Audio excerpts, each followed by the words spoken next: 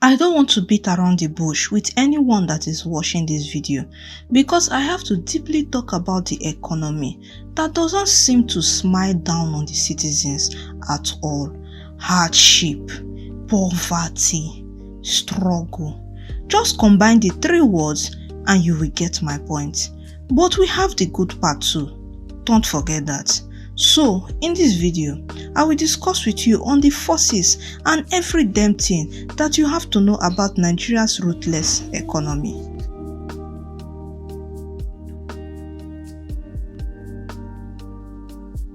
When you turn on your TV and listen to Nigeria's news, you will be hearing that the so-called economy looks bigger than ever. And according to International Monetary Fund (IMF), Nigeria's real GDP growth sits above 3% annually, which looks like a modest rise from previous years, and it is expected to grow around 3.2% for 2026. My dear, just 0.2% will be added, and that is too small for such growth.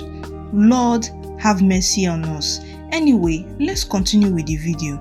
So, the International Monetary Fund are saying that there will be growth. What kind of growth are they actually talking about? Well, they are talking about two types of Nigeria's GDP, which is the nominal GDP and per capita GDP. The nominal GDP is expanding due to population growth and statistical revisions, not necessarily because average Nigerians are getting wealthier. If you are thinking that Nigeria is growing because of wealth, just shift your mind to another thing as I'm speaking to you. The second one is per capita GDP, which has to do with the rough measurement of individual economic share, which remains low and stagnant, which is not all that bad in economic terms, which estimates around $887 in 2026. So, while Nigeria GDP might be bigger for hundreds of millions of Nigerians, actually not everybody, they are not feeling the growth at all. Here is how I see Nigeria's economy. The economy is like a cake that is big in size, yet it will give tiny slice to everyone, but the people at the top will get the larger portion. It is really well with us, and if you don't know, you better know now.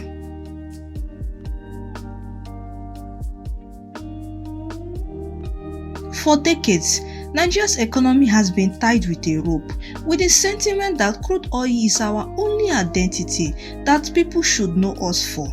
Today, that link still exists, but I am actually grateful to God that it has become weak. I have seen some official data that shows that oil still contributes significantly to foreign exchange earnings and federal revenues. However, oil's direct contribution to Nigeria's GDP is relatively small, which is less than 10%, while accounting for about 80% of export earnings. This is so true that Dangote's refinery is trying to reduce fuel costs at any means or in any shape, and still again and again, Nigeria's economy is still relying on oil and gas. Despite so many efforts to change the perspectives, Nigeria remains vulnerable to global oil price shocks, which was underscored when the International Monetary Fund urged Nigeria to budget for lower oil prices in 2025.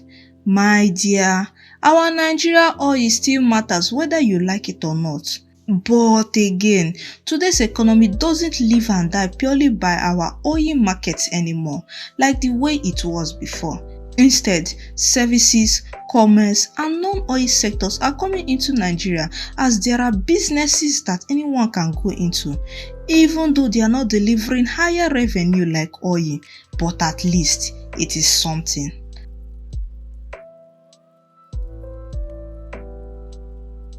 On paper, Nigeria is attracting more investors' attention than ever before. Some positive signs include two in particular. One, improvement in foreign exchange management, and there is more transparent monetary policy, which has made investors to be confident in investing in us. 2. Foreign reserves have been strengthened and Nigeria has successfully issued euro bonds after a long time of complications. I have mentioned the 2 positive signs. Now let me highlight the serious red flags. The first red flag is security concerns, which include bandits' disruption on how local businesses can't trade at all, and unfortunately, it scares investors and their money far away from us. The second red flag is infrastructure gaps, where there have been unreliable power supply and poor logistics, which makes business too expensive. The third red flag is weak credit channels like loans and credit to businesses, which are lagging behind. This will unfortunately limit business expansion.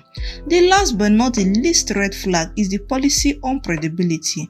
Even reform efforts like subsidy removal has made Nigerians to have mixed feelings about the economy itself. This effort made people to clap their hands for Tinubu, and some are still angry at Tinubu. Whichever side you want to join, you can join. Let me simplify it for you. Investors are seeing potentials in our economy, but they are also seeing risk. Lots and lots of risks in it.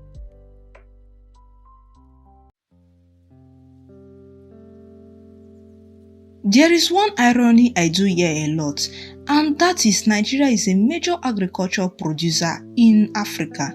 My dear, millions of Nigerians, be it farmers or not, are living close to hunger. The World Bank and local data are saying that the cost of food basket has risen 5-fold in recent years, which has hurt so many poor households that spends up to 70% of their incomes on just food alone, and that does not even include clothes or roof over their head. It is just too much. Food inflation remains one of the largest contributors to Nigeria's price increase, even though analysts are saying that inflation is gradually slowing down. We are not seeing something, no. If you go to the market, it is different. Security challenges and climate issues really leaves a negative impact, from floods to pests. All of them joined together are still disrupting farming activities in key northern states in Nigeria. This means that even when the economy grows, the real cost of eating will still overshadow any income you have, be it big or small. For many Nigerians, feeding your family is still a concern. The battle for food security isn't about production, it's about distribution, affordability, and policy prioritization.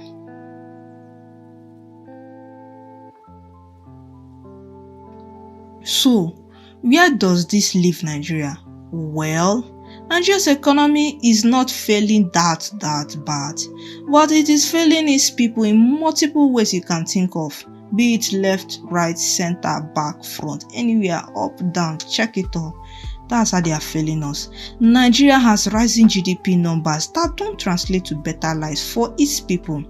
Greater export revenue, but food remains unaffordable and too expensive. And policy reforms were established, but it has failed to reduce poverty at all in any way.